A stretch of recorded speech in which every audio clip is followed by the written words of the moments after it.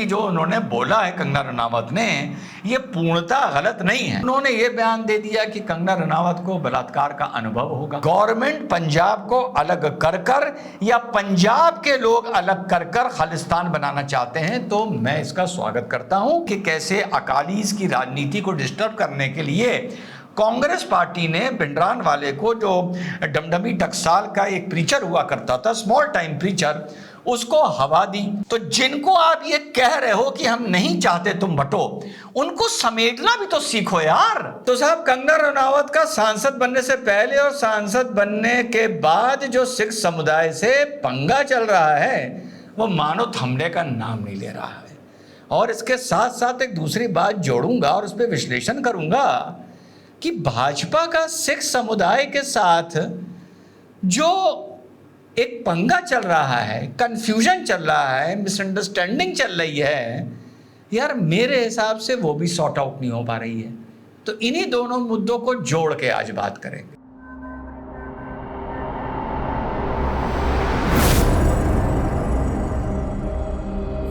Hello, नमस्कार, सत श्री अकाल, अस्सलाम वालेकुम। कैसे हैं जनाब? तो थोड़ा सा फ्लैशबैक, किसान आंदोलन होता है, वहाँ पर लोग आके, महिलाएं आके बैठती हैं।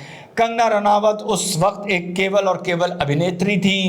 वो ट्वीट करती हैं कि वो 500-500 रुपये में 100-100 रुपये के लिए आके वहाँ पर बैठ रही हैं।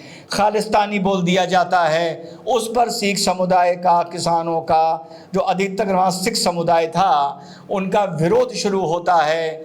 फिर उसके बाद धमकियां दी जाती हैं। फिर हाँ, उसके बीच में उनको Y+ भी मिल जाती है। फिर सुशांत का केस हो जाता है, पर ड्रग स्कैंडल हो जाता है, वगैरह वगैरह। फिर चंडीगढ़ वाला मामला हो जाता है। पता नहीं उस CISF वाली का क्या हुआ, कहाँ ट्रांसफ़र हुआ, क्या एक्शन हुआ, अभी तक वो चीज़ एक ठंडे बस्ते में चली गई है। खैर, कोई बात नहीं।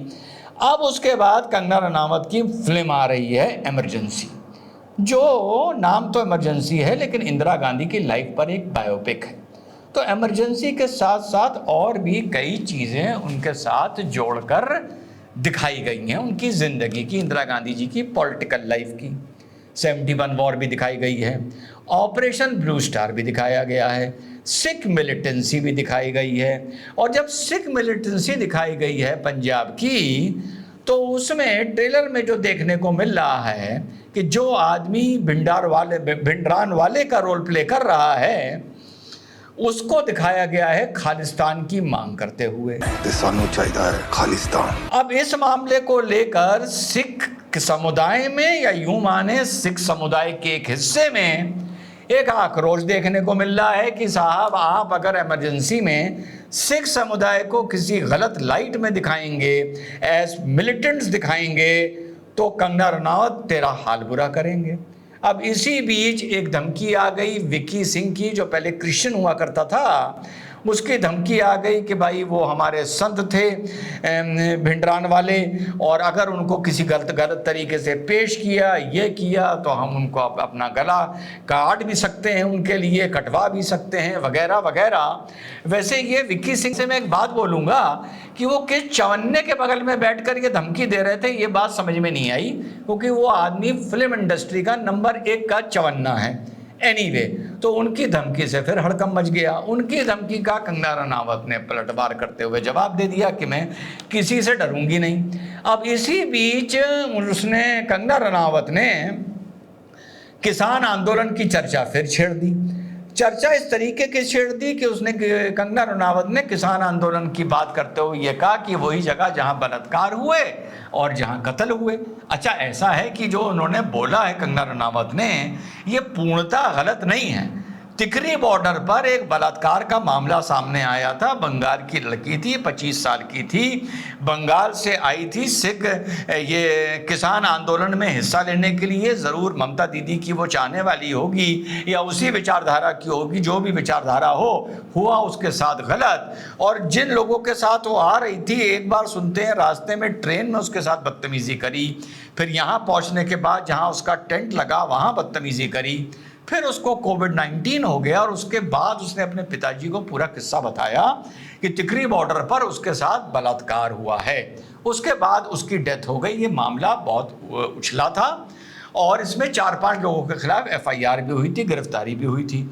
इसी तरह सिंघू बॉर्डर पर एक आदमी की मार मार कर हत्या भी कर दी गई थी। माना गया था गुरु ग्रंथ साहब का उसने अपमान किया है।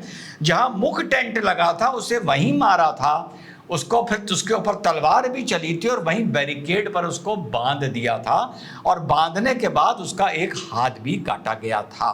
तो ये दोनों घटनाएं वहां पर किसान आंदोलन से लेकर वहां पर हुई हैं। जब आप भिंडरानवाले के बारे में पढ़ते हैं तो आप ये चीज देखेंगे कि शुरुआत में, और ये भी कहा जा रहा है कि अगर आपने भिंडरानवाले को ये कहते हुए दिखाया कि खालिस्तान चाहिए, उसने खालिस्तान की मांग कभी नहीं करी थी।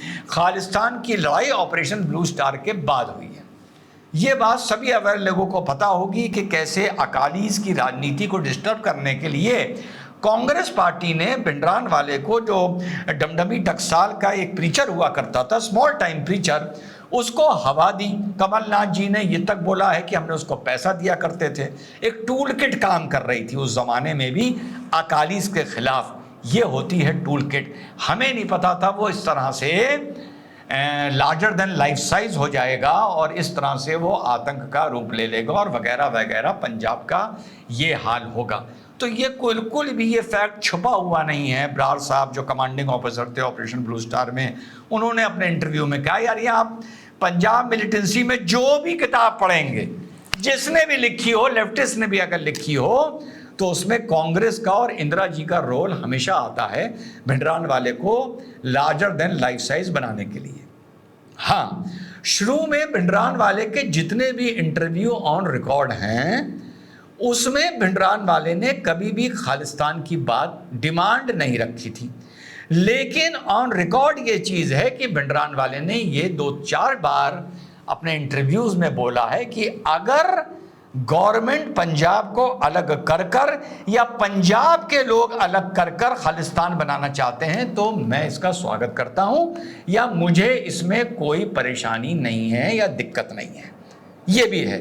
लेकिन डायरेक्टली अपने मुंह से भिंडरानवाले कि हमें खालिस्तान चाहिए, इस तरह का कोई डॉक्यूमेंटेड एविडेंस या किसी भी बुक में, मैंने 2 बुक पढ़ी हैं पर बाकी जैसे आप लोग गूगल कर लिया, सर्च कर लिया, कोई आर्टिकल पढ़ लिया, ऐसी बात कभी भी नहीं कही गई थी। पर उतना कहा गया था जितना मैं आपको बता रहा हूं।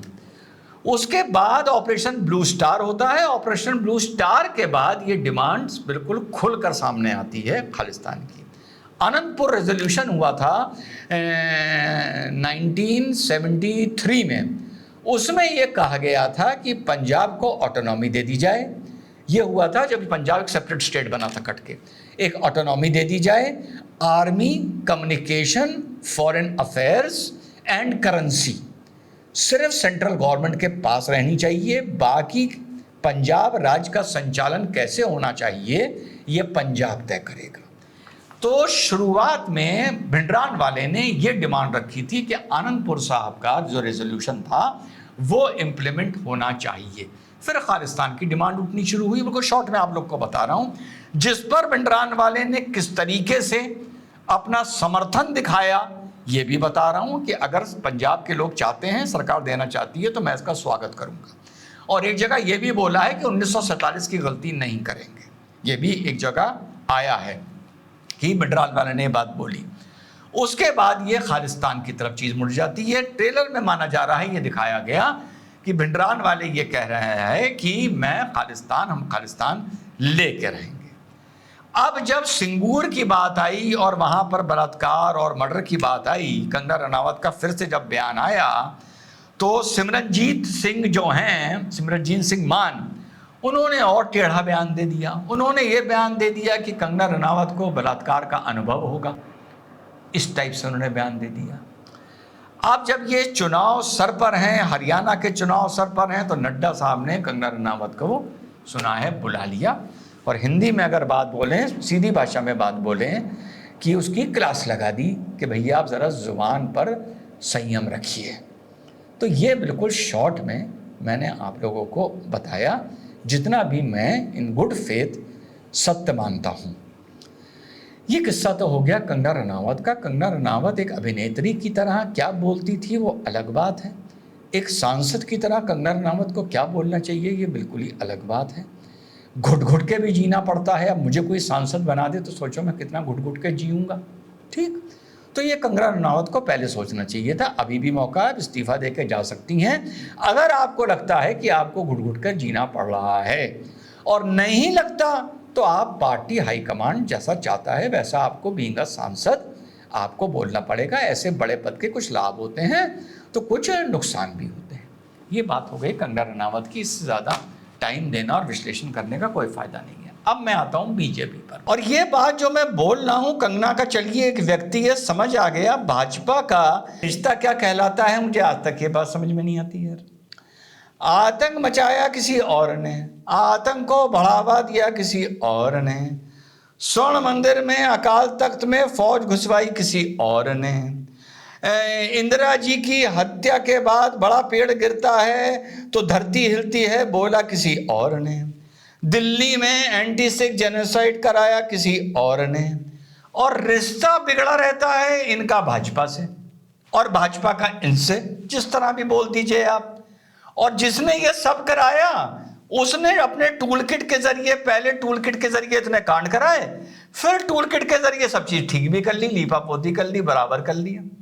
और जो किसी भी गुनाह में शामिल नहीं है बेचारा, उस पर सारी उंगलियां उठी रहती हैं, उससे रिश्ता ही नहीं ठीक हो पा रहा। और भाजपा भी ये तय कर ले कि भाई ये रिश्ता रखना कैसा है, सिख समुदाय का क्या इंपॉर्टेंस है और क्या महत्व है। देखिए मुस्लिम समुदाय के साथ इक्वेशन बहुत क्लियर है, मुसलमान की तो कम से कम आपके साथ बिल्कुल क्लियर है। जो भी कंफ्यूजन है वो आप ही की तरफ से मचता है बुरा ना मानना भाई, वो आप ही की तरफ से मचता है। सिख समुदाय के साथ भैया मुझे समझ ही नहीं आता, ये 36 का आंकड़ा है, कभी इलू इलू शुरू हो जाता है, कभी आंकड़ा 36 का हो जाता है। जब इंडिविजुअली पंजाब से कुछ खबरें बाहर आती हैं तो पता चलता है कि साहब वहाँ तो जिससे बात करो वो तो साहब सिख आदमी खालिस्तान की बात कर रहा है, भिंडरानवाले की बात कर रहा है, किसी और की बात कर रहा है। तो या तो भाजपा ये तय कर ले एज अ पॉलिटिकल पार्टी कि नहीं भैया सिख भाई और हम लोगों का बहुत सदियों से साथ है, कोई अगर 19-20 है तो उसको हम झुक कर ठीक कर लेंगे, उसको हम रफू कर लेंगे। कुछ मांग होगी तो चलो भाई हम ही पीछे हट जाएंगे कि सिख समुदाय हमसे अलग नहीं जाना चाहिए, नहीं जाना चाहिए। वो भी राष्ट्रभक्त है, हम भी राष्ट्रभक्त हैं, इसको सेटल कर लीजिए। या अगर लगता है कि नहीं हम नो नॉनसेंस वाले लोग हैं, जो सरदार बैठ के बोल रहा है कि सर गला काट भी सकते हैं, कटवा भी सकते हैं, तो इसको खुचवा दीजिए, डालिए से यूएपीए में डालिए, ये भी खत्म करिए। आप जिस तरफ चलना है उस तरफ चलिए, मैं ये नहीं कहता एक तरफ चलिए, क्योंकि आप एक पॉलिटिकल पार्टी हैं, आपकी मजबूरियां हैं और मैं उसका महत्व समझता हूं बतौर एक कमेंटेटर। तो आप इस चीज को सेटल करिए सिख भाइयों के साथ कि भाई इस चीज को एक once and for all back channel negotiations कर कर कि तुमको क्या चाहिए, हम क्या दे सकते हैं। अब 1 साल वहां पे लोग बैठे हुए हैं सिंगूर बॉर्डर पर, रिश्ता कहां से कहां बिगड़ कर चला गया। वो चीज यार पहले भी सॉर्ट आउट हो सकती थी।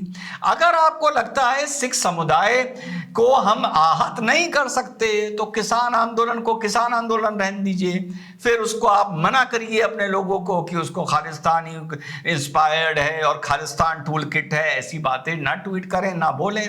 उस 1 साल में भाजपा के कितने वक्ताओं ने ऐसी बातें बोली हैं किसान आंदोलन के लिए जो खालिस्तान से जाके जुड़ रही थी, फिर आप उसको कंट्रोल करिए। और अगर आप मानते हैं कि नहीं हमारे वक्ताओं ने, हमारे नेताओं ने सही बोला, वहां पर खालिस्तान जिंदाबाद के नारे भी लगे, वहां पे खालिस्तान के फ्लैग भी लहराए गए, तो फिर इसको बोलिए और खुल के सामने आ जाइए कि ये नहीं बर्दाश्त करेंगे हम। अब योगी जी बोलते हैं, कल हम बताएंगे आपको, उस पर वीडियो बनाएंगे कि बटोगे तो कटोगे। तो पहले तो तुम ये तय करो कि बटोगे तो कटोगे, तो ये संदेश तुम दे किसको रहे हो यार।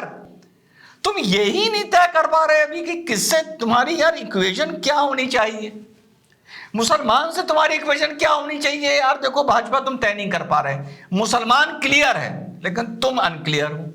सिख के साथ तुम्हारी क्या इक्वेशन होनी चाहिए, बुरा ना मानना, देखो तुम तय नहीं कर पा रहे।